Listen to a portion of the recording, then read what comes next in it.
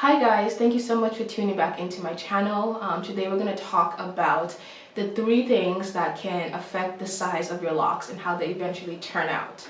The ways that you start your locks obviously is going to have an effect on the way the lock eventually matures and becomes a fully grown lock. The first thing that is going to affect the way your locks look like in the future is your natural hair thickness, your loose natural hair thickness. Most people know like whether they have thin hair, whether they have medium density hair, whether they have really thick hair.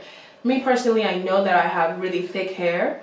And so like I knew that whatever method that I used to start my locks, no matter what, was going to end up with me having really dense locks. Not necessarily thick ones, because I'll talk about that later, but I know it was going to swell to be a lot, and it was going to be very dense and very thick. The second one is the way you actually start your locks. So you can freeform, obviously, you can do 2-strand twists, you can do coils, you can do braids, and you can do interlocking, and you can also do sister locks, which is interlocking, but you know, on a smaller scale.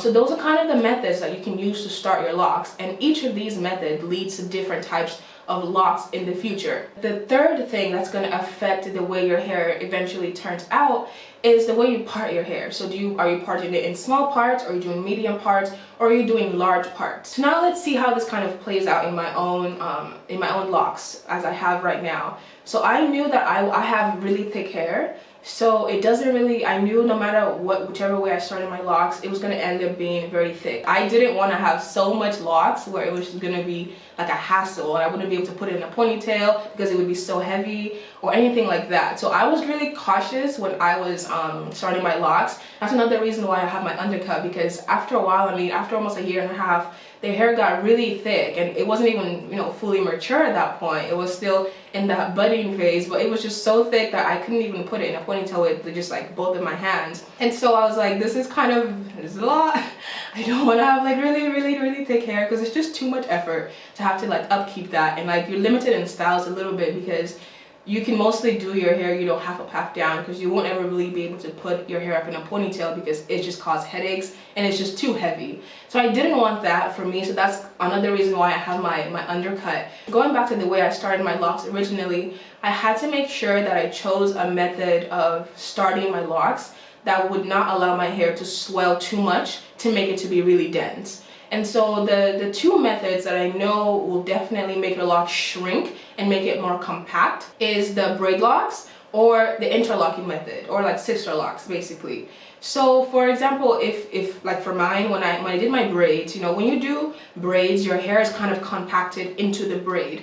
It will swell, which like what happened to mine, because when I did my braids in the beginning, it looked like, little strands of like string cheese. So it was not cute. I was super scalpy, and it was a humbling moment from coming from a big fro to like going to that. I knew that eventually as my hair matured, it would swell, but it wouldn't swell that much, and that way I could kind of keep my hair compacted so it wouldn't swell too much to the point where I would just have like such dense hair.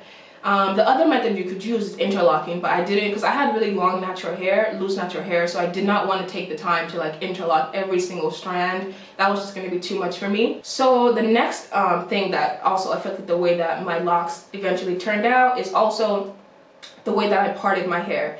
So I have kind of two different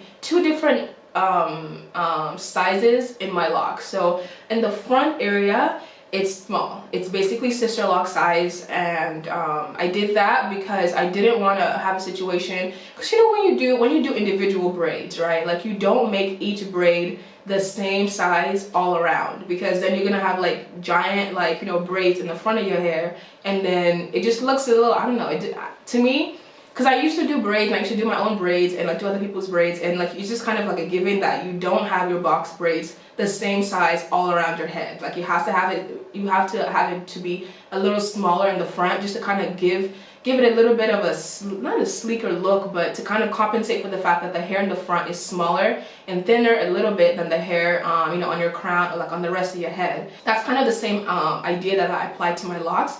I made sure that my front, it was smaller, but not like significantly smaller, but I would say it's about half the size of like locks in the middle of my hair or like in the back of my hair, things like that. That's also for the fact that, you know, the hair in the front of my head is a little thinner. I mean, it's just what it is. Like, it's not as thick or dense as like my crown or like the back of my head or the rest of my head. This hair is just a little finer. And so I compensated for that by making the braids smaller on the front, sister lock sizes, basically. Maybe on the bigger side of sister locks, but it's pretty small, as most of you can see. So the middle part of my hair, now this part of my hair, like this crown part of my hair, has a little bit of a looser curl pattern, and so it's a little deceiving when I was doing the parts by myself, because I used to obviously feel, right? Because like as I feel, I see whether, or I'm able to like deduce whether this is a big parting, a medium parting, or like a small parting. But the hair in the middle of my head is looser, it has a looser curl pattern, and so I underestimated actually the fact that I couldn't part it the same size as like the back of my head and the rest of my head, which is a thicker, coarser curl pattern, because what ended up happening is now the locks in the middle of my head are a lot thicker than the locks everywhere else, basically. Like the thickest locks that I have are like right smack dab in the middle of my head, and that's because I cut the middle of my head and the rest the same size, not taking into account that the hair texture in the middle of my head is a little bit looser, and so I feel like it just swells a little more as opposed to the coarser hair, which just stayed compacted. I mean, it's not a problem or anything, it just goes to show that like if you do have really varying textures in your hair, you should just kind of be aware that the looser the hair, I feel like the more it's gonna swell, and the thicker looking it's gonna be, and the more dense it's gonna be, as opposed to like my coarser like 4C hair, like in the back and like this whole perimeter. I mean, it stayed true to like the braid, the compactness of the braid. And it's funny because I thought like the opposite would have happened, but that's what ended up happening. For example, if you know you have thin hair but you want to have, you know, thick looking locks, what you want to end up doing is probably starting off with like a style that a starter lock style that allows your hair to expand. And the two styles that allow your hair to like expand, the two starter lock styles, are twist and coils, and obviously free-forming, right? Because twist, like, you know, when you do like a two-strand twist, once you're done twisting it and you're loosening out your hair, it just like plumps up. So now imagine that pumping up and pumping up and pumping up and swelling over time as your lock is forming. It's gonna give you a little bit more, the appearance of more thicker locks than if you have thin hair and then you braid it. It's just gonna, you know, stay in that really thin, in that thin lock. And also, if you have thin hair and you're trying to, you know, camouflage that by getting locks, you also want to make sure that your parting is a little smaller. So you want to start with like comb coils, and you want to have like small to medium parting, so that way you are able to fill out your scalp a little bit. Because if you just do regular medium or thick or just regular parting, you might end up having like a scalpy look, you know, or you can camouflage that also by just not retwisting often, right?